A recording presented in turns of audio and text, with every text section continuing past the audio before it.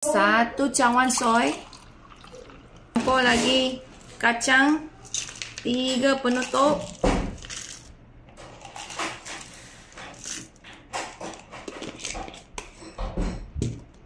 Macam ni. 1 cawan ada 20 gram protein ni. Tinggi kan? Oh, lagi sedap. Tak ada gula. Kacang ni pun tak ada gula. Soy pun tak ada gula. Tak ada goreng. Tak ada creamer. Tak ada margarin. Tak ada trans fat. Tak ada gluten.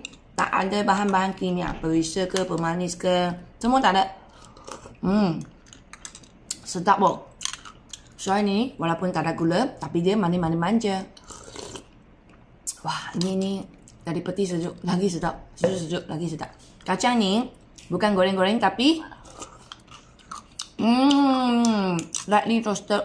Boleh lah rangut. Pagi-pagi kalau korang ada masa nak masak, boleh je makan macam ni. 20 gram protein. Selain daripada dia ada protein yang tinggi, dia punya serat pun sangat tinggi. Korang yang ada masalah membuang, ini sangat sesuai. Dia boleh kasih you senang membuang kemudian. Serat dia sangat tinggi. Lagi dia ada antioksidan, bagi you sihat kat badan, bagi you cantik kat kulit, bagi you bertenaga sepanjang masa.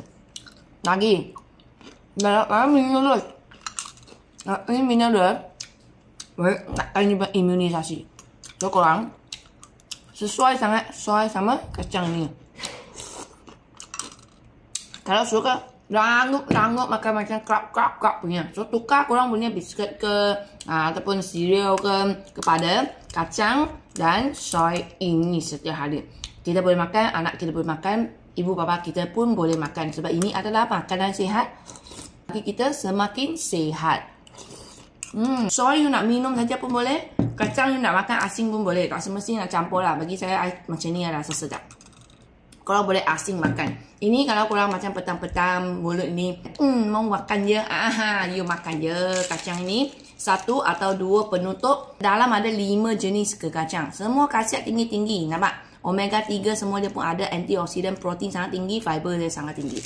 So korang boleh je makan. Terus kacang ini tak payah lagi nak bakar ke apa ke. Jadikan snacking ke. Ambil sekali dengan soy. Jadikan dia sarapan ke. Semua je boleh. Tak ada masalah.